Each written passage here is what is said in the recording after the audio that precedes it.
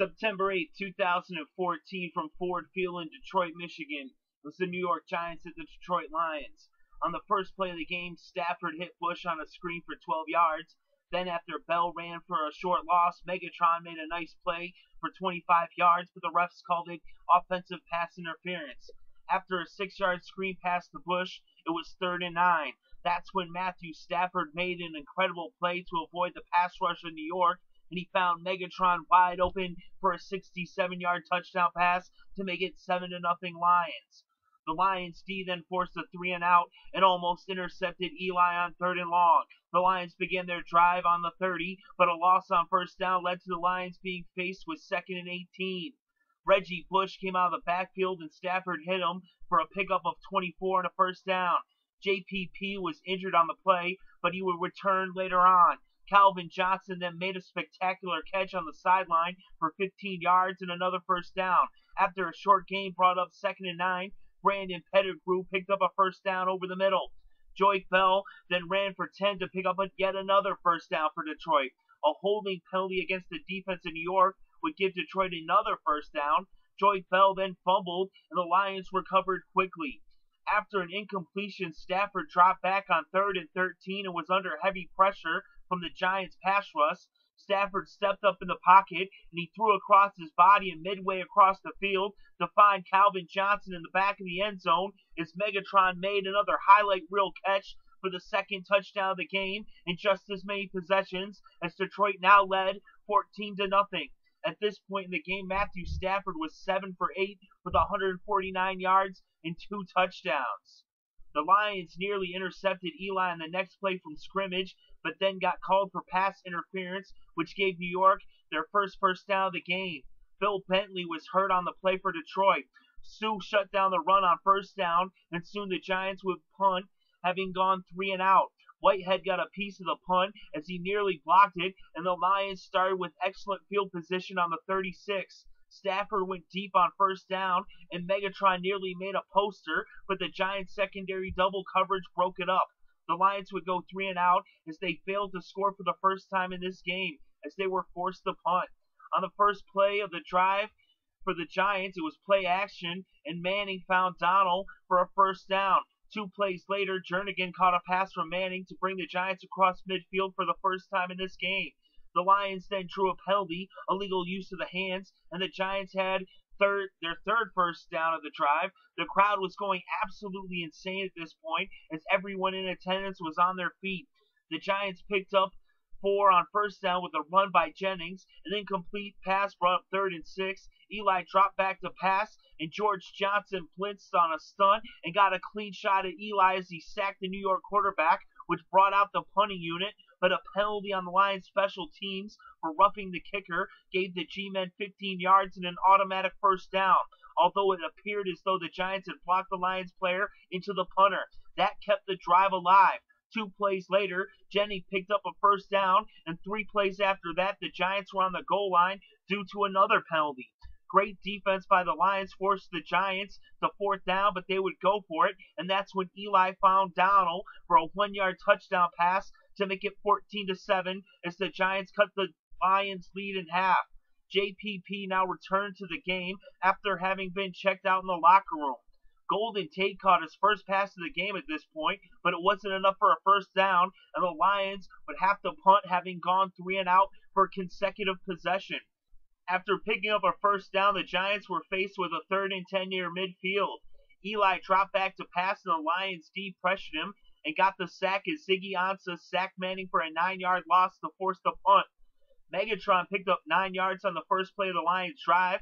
After a 2-yard loss, then brought up 3rd and 3, Golden Tate caught his second pass of the game to give the Lions a first down, this time picking up 9 yards to bring the ball close to midfield. The Lions crossed midfield, and then on 3rd and 4, went 5 wide, and Calvin Johnson picked up a first down and then some, gaining 24 yards on the play to give the Lions the ball on the Giants' 23-yard line. On 2nd down, Stafford found Tate a 3rd time, but a face mask penalty against the Lions' offensive lineman Raiola cost the Lions 15 yards as the Lions now had 8 penalties in the first half. The Lions would end up settling for a 43-yard field goal, which Nate Freese missed in his NFL debut as a rookie after having been perfect all last year at Boston College. The Giants failed to get anything going, and the game would soon come to halftime. The Giants opened the second half with the ball, and on 3rd and long, Eli Manning dropped back to pass and was intercepted by Levy.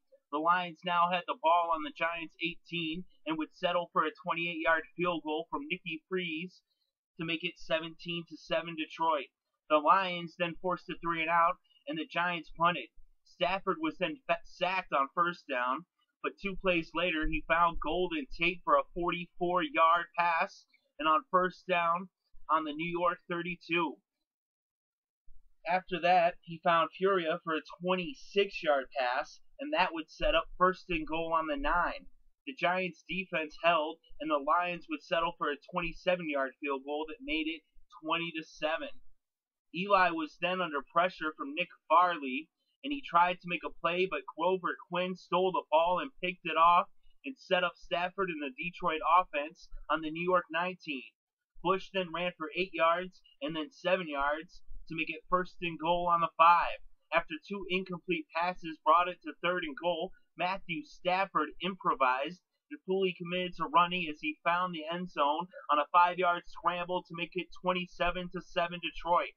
Eli then responded with a scoring drive as he led the G-men downfield despite a false start that looked to kill the drive, but Donnell kept it alive, and Jennings would cap off the drive moments later with a 1-yard touchdown run to make it 27-14. Calvin Johnson picked up a first down on 3rd and 7 for the Lions on the next drive, picking up 22 yards to bring the ball to the Detroit 45. Then on another 3rd down, this time 3rd and 5, Megatron did it again, picking up 11 yards for a first down across midfield. Joique Bell then picked up 8 yards on first down with a run to bring up 2nd and 2. Bell then ran for 11 to make it another first down. At this point on the New York Giants 20, Golden Tate would bring the ball to the 3-yard line moments later with a 10-yard catch on 3rd and 4. Joique Bell then spun into the end zone on a 3-yard touchdown run. The Lions went for a 2-point conversion, and Stafford went play action and found Furia for the conversion to be successful and make the score 35-14 with a little over 4.5 minutes left to play.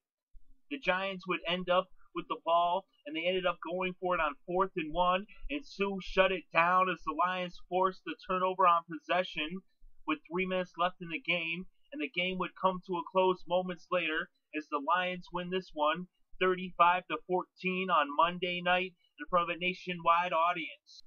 In this game, Matthew Stafford was 22 for 32, throwing for 346 passing yards with 2 touchdowns. Eli was 18 for 33 with 163 yards, 1 touchdown, and 2 interceptions.